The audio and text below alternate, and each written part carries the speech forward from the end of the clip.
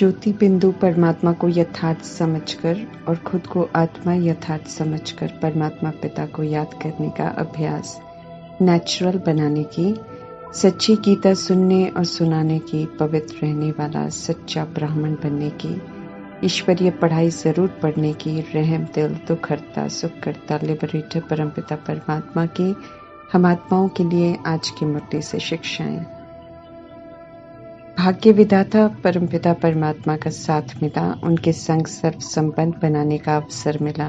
उन्होंने हमें जो है जैसे है स्वीकार कर लिया, अडॉप्ट कर लिया, अपनी छत्र छाया में ले लिया। जितना हम परमात्मा के संसार में रहेंगे, जितना हम ईश्वरीय नियमों पर चलेंगे, जितना मर्यादा पुरुषोत्तम बनकर रहेंगे, जितना ईश्वरीय पढ़ाई अटेंशन से पढ़ेंगे सुनेंगे, जितना परमात्मा की याद में रहेंगे, जितना शिक्षाओं को, गुणों को, शक्तियों को प्रैक्टिकल में यूज करेंगे, परिस्थितियों को श्रीमद् प्रमाण याद में पार करते जाएंगे, उतना खुशी बढ़ती जाएगी। अर्थात सदा खुशी की खुराक खाने वाले बन जाएंगे। अपनी मनमत और परमत पर चलने से लकीर के बाहर चले जाते हैं, तब बदनसीब बन जाते हैं, खुशी गायब हो जाती है। संगम युगी ब्राह्मण जीवन ईश्वरीय जीवन है। इस जीवन में परमात्म छत्र छाया और पालना में है, तो कायदे से यहाँ की खुराक है ही खुशी। हर समय श्रीमत पर चलते जाओ, ज्ञान को, गुणों को, शक्तियों को, वरदानों को, स्वमान को प्रयोग में लाते जाओ, नए बनते जाओ, खुशी की प्राप्ति करते जाओ और औरों को भी खुशियां बांटते जाओ। जो इस विधि से रोज खुशी की खुराक खाते हैं, बांटते हैं, वही तो खुश नसीब है। जो अनुभव करते जाते हैं खुशी को, उन्हें परमात्म साथ की भी अनुभूति होती है। उनके दिल से यही निकलता है कि उनके जैसा खुश नसीब और कोई नहीं। खुश नसीब आत्माएं सदा परमात्मा से योग युक्त रहती हैं, इसलिए सदा सेफ हैं, सदा बेफिक्र जीवन का अनुभव करते हैं। परमात्मा के साथ बुद्धि का योग लगा ही रहता है, इसलिए भले सागर की लहरें डुबोने आ जाएं, तो भी उन्हें कोई खौफ नहीं होता, क्योंकि उन्हें हर बात की समझ होती है और पूरा विश्वास होता है कि सर्वशक्तिमान सदा साथ है और हर सीन में कल्याण समाया हुआ है। हलचल के समय भी वे ज्ञान से और परमात्मा के साथ से विस्मृत नहीं होते हैं, इसलिए हलचल के समय में भी खुशी की खुराक ही खाते हैं, खुश रहते हैं, खुश नसीब समझते हैं और खुशियां बांटते हैं। सतयुग में भी आत्माएं बेफिक्र होती हैं, लेकिन उनमें ज्ञान नहीं होता। ज्ञान की खुराक से और परमात्म संग से बेफिक्र रहने का आनंद कुछ और है, जो खुश नसीबी का अनुभव कराता है। वैरायटी संस्कारों की आत्माओं के बीच में रहते हुए पुरुषार्थ करना है। पास्ट कर्मों के हिसाब किताब सारे सामने आते हुए, परिस्थितियों के आते हुए पुरुषार्थ सहज चलता रहे। उसके लिए परमात्मा सहज से युक्ति बताते हैं कि सभी के प्रति आत्मिक भाव, कल्याणकारी भावना रखते हुए, सभी को शुभ भावना, शुभकामना देते हुए पुरुषार्थ में लगे रहो, तो पुरुषार्थ सहज हो जाएगा। सभी की दुआएं मिलती रहेंगी, कोई भी विघ्न रूप नहीं बनेगा। किसी के प्रति भी आत्मिक भावना से विपरीत भावना रखते हैं तो उनसे दुआएं नहीं मिलती हैं और पुरुषार्थ की गति जो है वो धीमी हो जाती है। कोई कैसा भी हो, सभी के लिए शुभ सोचकर परमात्मा कहते हैं दुआओं से खुद को भरपूर करो। सभी आत्माएं भाई भाई हैं कि स्मृति से सभी के लिए शुभ सोचो। खुद को भूले हुए हैं, परमात्मा को भूले हुए हैं, इसलिए उल्टे मार्ग पर चल रहे हैं। इसलिए कलयुग की दुनिया पर दुख का छप्पर पड़ा हुआ है। परमात्मा का फरमान है कि आपस में मिलकर दुख के छप्पर को उठाओ, अर्थात सभी को आत्मा और परमात्मा का परिचय देकर सभी को पाप को याद करने का, पुण्य कर्म करने का परमात्म संदेश दो और खुद भी पाप को याद करने का पुण्य कर्म करते रहो। समय मिला है सिर्फ और सिर्फ पुण्य कर्म करने का और अपने लिए पुण्य का खाता जमा करने का, अपने लिए अविनाशी प्रारब्ध बनाने का। लेकिन पुण्य करते करते बीच में पाप कर लेते हैं, इसलिए परमात्मा खास कर्मों की गुह्य गति की तरफ ध्यान खिंचवाते हैं। हमें खास ध्यान रखना है कि हम देह अभिमान के संग दोष में आकर कोई भी पाप कर्म नहीं करें, क्योंकि उससे किए हुए पुण्य का खाता खत्म हो जाता है। परमात्मा का श्रीमत रूपी हाथ छोड़ने का पाप कर्म नहीं करना है, उनका बनकर काम विकार के वश हो कुल कलंकित नहीं होना है। परमात्मा स्पष्ट कर रहे हैं कि बहुत कड़ी सजा के भागी बन जाएंगे, क्योंकि सच्चे सद्गुरु के फरमान की अवज्ञा करते हैं तो उनकी निंदा कराते हैं। जो सद्गुरु की निंदा कराते हैं उन्हें फिर कहीं भी ठिकाना नहीं मिलता, नई दुनिया में भी बहुत पीछे, वो भी नीचे दर्जे का मर्तबा प्राप्त करते हैं। रूहानी बाप अर्थात निराकार परमपिता परमात्मा हम निराकार आत्माओं को हर बात यथार्थ समझा रहे हैं। आत्मा का एक ही सच्चा साथी परमात्मा है। मुक्ति अर्थात शांति धाम और जीवन मुक्ति अर्थात स्वर्ग का वर्षा देने आए हैं। वर्षा लेना पड़ता है परमात्मा से। मुक्ति चाहिए तो याद की यात्रा पर रहना जरूरी है, और जीवन मुक्ति चाहिए तो ड्रामा के आदि मध्य अंत को जानना बहुत जरूरी है। ईश्वरीय पढ़ाई पढ़कर धारण कर मर्तबा लेना जरूरी है।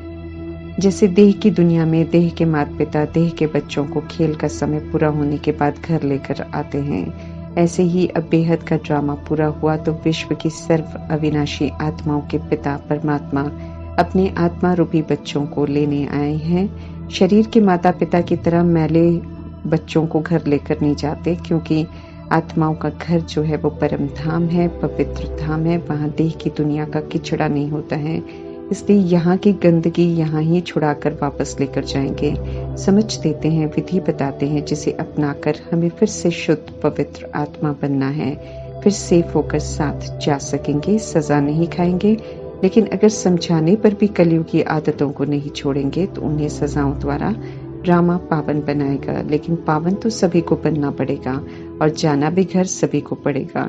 सर्व आत्माओं के पिता परमात्मा का ये सभी आत्माओं को फरमान है, इसलिए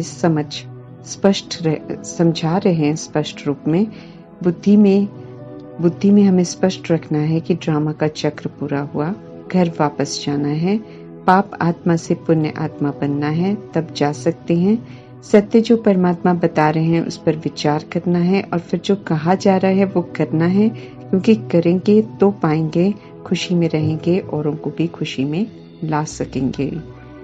सही रास्ते पर चलकर सबसे पहले हमें खुद पर मेहर करनी है, फिर सभी को सही रास्ता बताकर उन पर भी कृपा और मेहर करनी है। सभी को समझाना है कि परमात्मा कहते हैं कि आपकी आत्मा सतो प्रधान से अब तमो प्रधान बन गई है। वापस घर जाने के लिए हमें फिर से सतो प्रधान बनना है।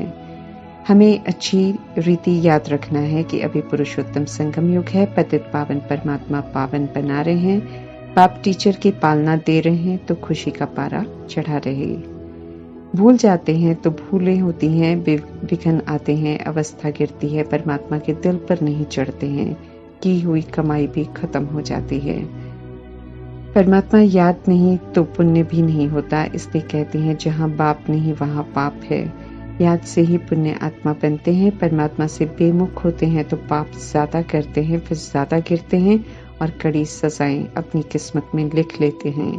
पवित्र रहकर फिर बेमुख होकर शादी भी कर लेते हैं, तो जितनी बार अपवित्रपन आत्मा का घात करते हैं उतना पापों का बोझ चढ़ता जाता है। अज्ञानता में किए हुए पापों के बोझ को खत्म करने का समय मिला है। समझ मिलने के बाद पाप करेंगे तो धर्मराजपुरी में चुप तो करेंगे। काम विकार आत्मा का दुश्मन है, इसलिए रावण की एफिजी जलाते हैं। उन्होंने सीता को चुराया। इस मुख्य दुश्मन के वश होने के बाद क्रोध, लोभ, मोह, अहंकार भी नंबरवार जीवन में आते जाते हैं। काम विकार से दुनिया पीड़ित है। सारे रोग इसी विकार से शुरू होते हैं। परमात्मा ड्रामा के पार्ट में आए हुए हैं, सम्मुख हैं, गाइड कर रहे हैं कि क्या सही है और क्या गलत है। फिर भी पतित बनते रहे तो ऐसे बच्चों को बाप क्या कहेंगे। बिना किसी को जाने भक्ति करते हैं, इसलिए भक्ति करके भी कोई पवित्र नहीं बनता है, सब गिरते रहते हैं। स्थूल दान करने से दुख नहीं मिटते हैं। परमात्मा को याद करने से, वो भी उन्हें यथार्थ जानकर याद करने से हमारे दुख मिटेंगे, ये परमात्मा स्पष्ट कर रहे हैं। हम कितना परमात्मा को याद करते हैं इस पर अटेंशन हमें देना है, क्योंकि याद इतनी होनी चाहिए जो पुराना हिसाब किताब सारा खत्म हो जाए और नया श्रेष्ठ खाता जमा भी हो जाए। याद से पाप मिट जाए, इसका ध्यान हमें जरूर रखना है। परमात्मा स्पष्ट कर रहे हैं कि सिर्फ उन्हें लिख कर देने से पाप खत्म नहीं होंगे। 63 जन्मों का बोझा है सिर पर, वो सारा नहीं कटता है गर्भ जेल की सजाओं से, क्योंकि जन्म लेकर कुछ समय बाद फिर से पाप करते हैं। परमात्मा को भूलकर बहुत मेहनत करनी है पापों के बोझ को उतारने की। जितनी याद होगी उतना पाप हल्के होते जाएंगे। बहुत पुरुषार्थ करेंगे, याद की कमाई करेंगे तो सतयुग आदि में जन्म लेंगे।